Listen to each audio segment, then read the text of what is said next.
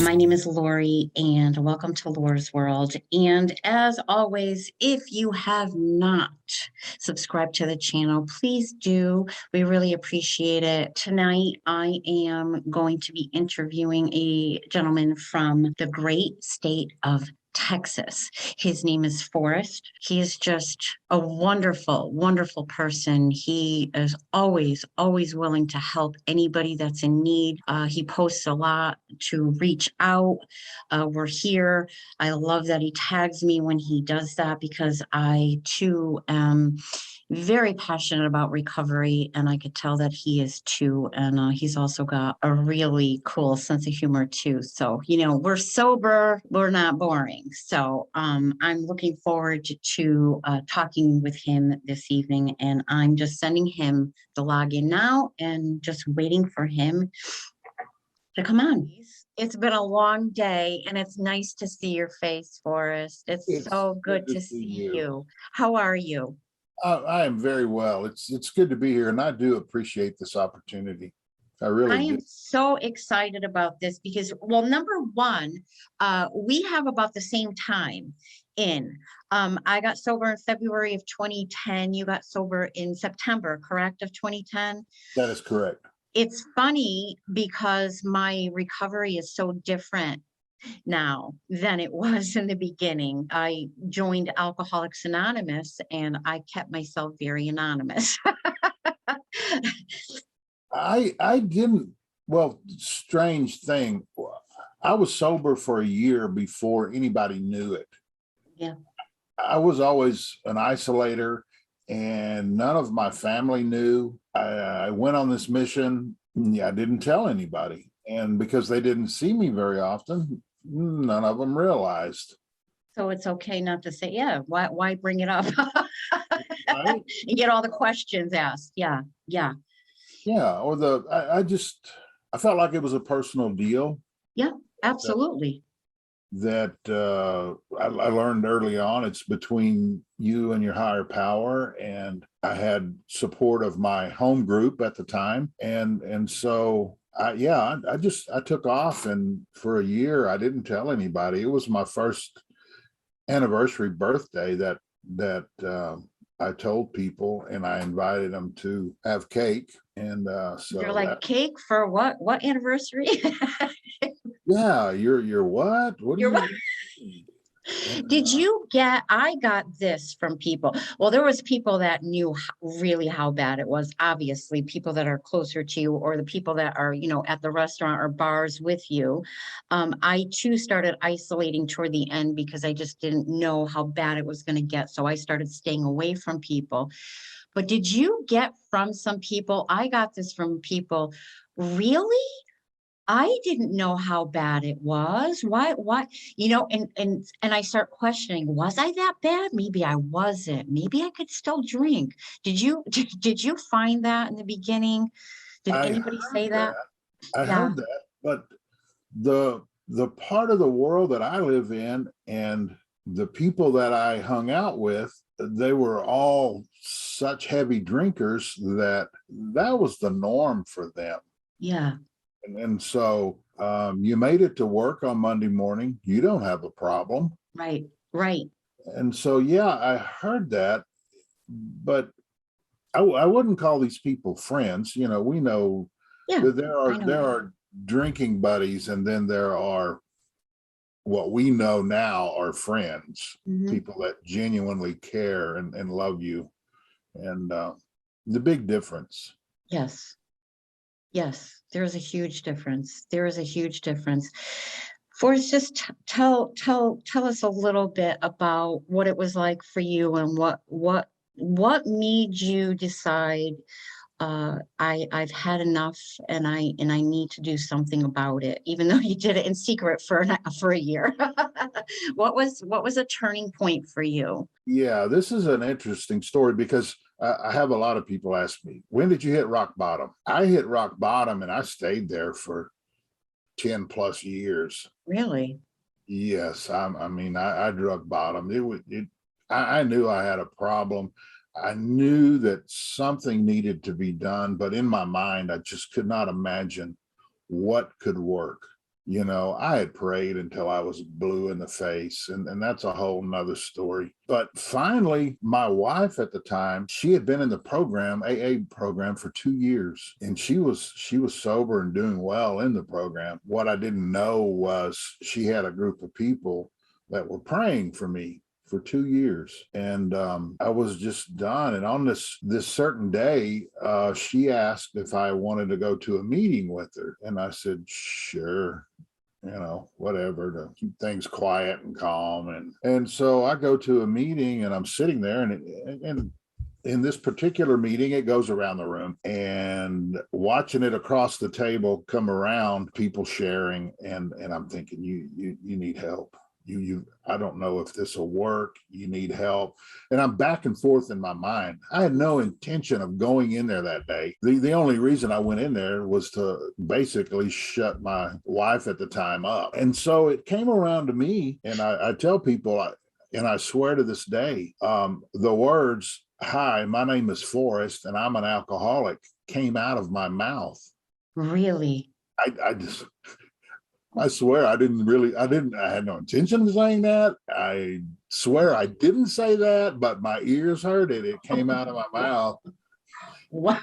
And I thought, I look back, and I just attribute that to God doing for me what I couldn't do for myself. And the minute those words came out of my mouth, I needed a seatbelt on that chair. I just almost floated right out of the chair. I could not believe the relief and the release of pressure and burden that just left me at that moment when I said that. And Those are some powerful words, aren't they?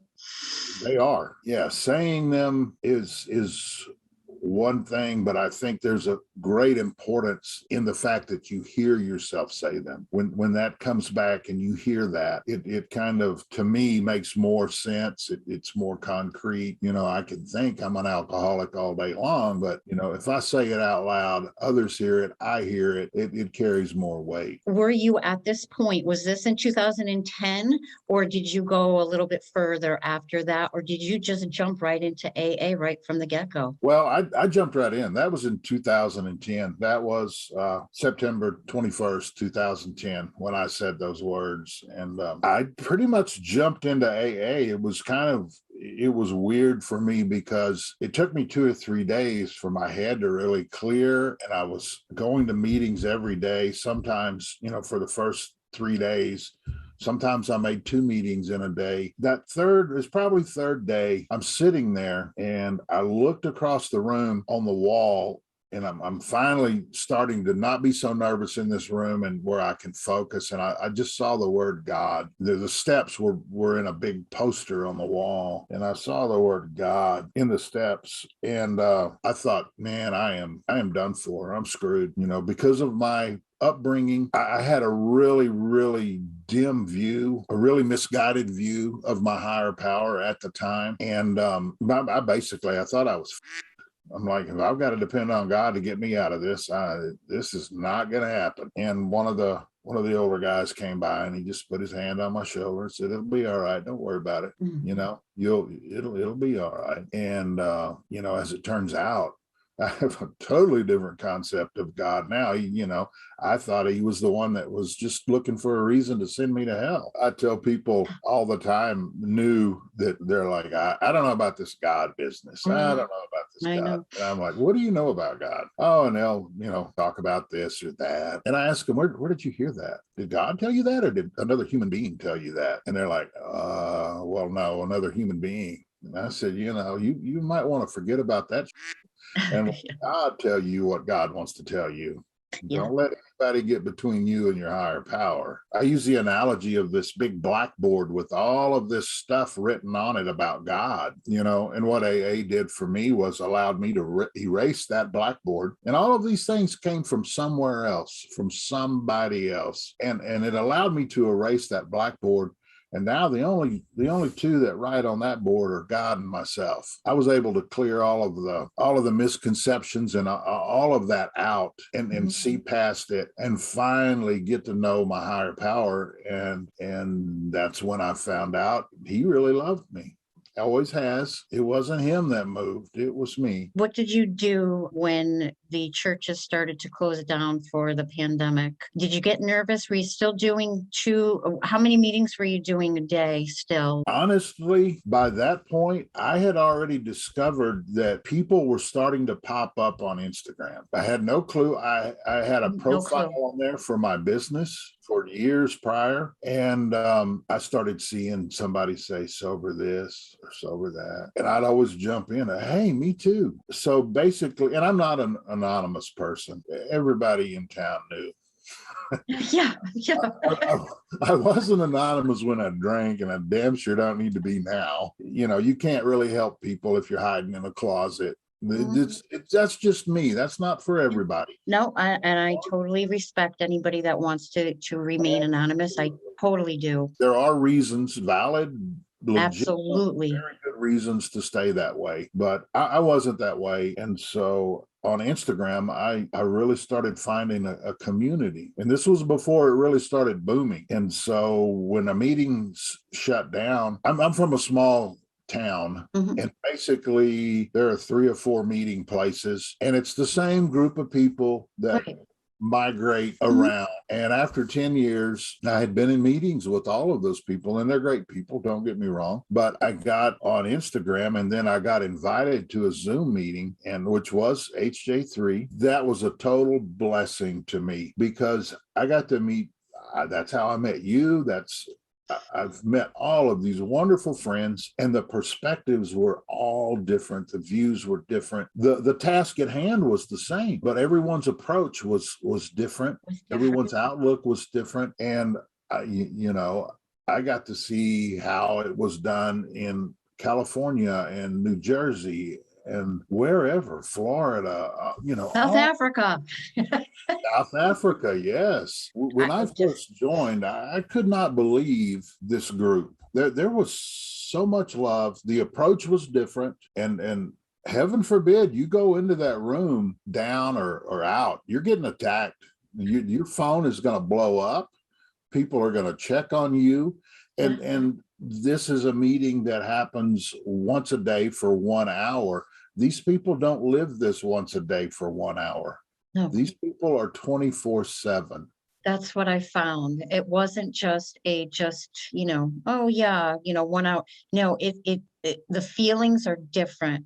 There's a deep, deep connection. I don't know. I've just got this extra little kick in my pants from this little group. And every single person that I have met on there that I know that I could pick up the phone and call. I might not have known you for a very long time, but I felt like I've known you my whole life. And I know without a doubt, there's not a doubt in my mind that if I called you at 2 o'clock in the morning and said, Forrest, I'm in trouble, I need help, you would do it. You would be there. I know. But I'm not different than anybody else in that group. Everybody is like that. Yeah. I was inspired when I first started going there, and there's this atmosphere of wanting to do better, wanting to do more, and everybody just picks everybody up. Yes. And it's this upward motion. Yes. You just get attached to, and everybody is working with everybody. And yes. And everybody does a little something different. Mm-hmm. And nobody's saying, oh, you have to do this or you should do that. What I especially love about it is if somebody is really down and having a hard time, that everyone rallies around and just says, I'm here for you if you need anything, and truly mean it. Truly mean it. It's not just words. And that's what I love so much. Absolutely. I mean, we are family. Yeah. I love recovery. I love this family. I'm so happy that our paths have crossed. I know people say that all the time. I mean it, Forrest. I really truly mean it. Absolutely. And like you mentioned earlier, you and I have basically pretty close to the same amount of time sober. No part of my sobriety in the early years was anything like this is now. No, mine either. We know people around the world. Yeah. If nothing else, because I hated that this pandemic happened, but if nothing else, something always good comes out of something bad. I truly believe that this was it for me. This connection, this extra connection, because honestly, I was almost at that point where, you know what, I've got 10 years, I'm good. And I don't know what would have happened to me if I walked away, completely walked away. Yeah, I was at the point where my involvement was starting to slow down. I was either going to have to travel to another town Yeah. and try to make meetings in another town somewhere, or I didn't know. And literally, I was in this spot where I'm not sure what's next. Lo and behold, I get a call one day. Hey, I'm starting this group, and I thought maybe you might want to be a part of it. And I've not seen it. I'm not saying it doesn't exist elsewhere, but I've not seen it. I haven't been fortunate enough to experience it anywhere else, but I'm glad that I got that phone call. And I was thinking about, I don't want to do a Zoom meeting. I don't know about that, because I was familiar enough with Zoom, and I'm like, okay. And God was like, this has been presented to you. There's purpose and meaning in this. Mm-hmm. And that thought came into my head, and it's like, mm-hmm. Holy shit, I better go log on and see what this is all about. Absolutely. And absolutely.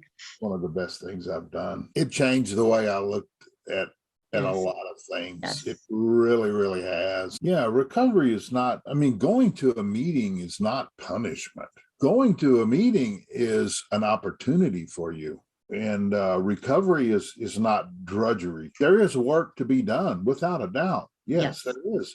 But it's a wonderful thing. So many people don't make it to where you and I are, and the rest of us in recovery.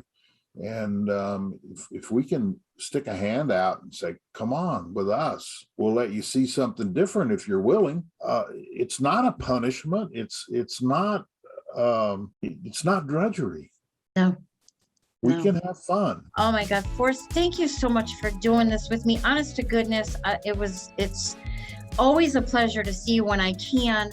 And I feel like I've known you my whole life. Honestly, I bless your heart. Thank you so much for doing this with me. Thank you for letting me do it. I love you. I love you. You enjoy the rest of your evening. It was an honest to goodness pleasure doing this, and an honor, my friend. And we will talk soon. The honor is mine. And again, thank you for what you do, for all you do. Thanks, Forrest. I love you so much. You take care. Okay.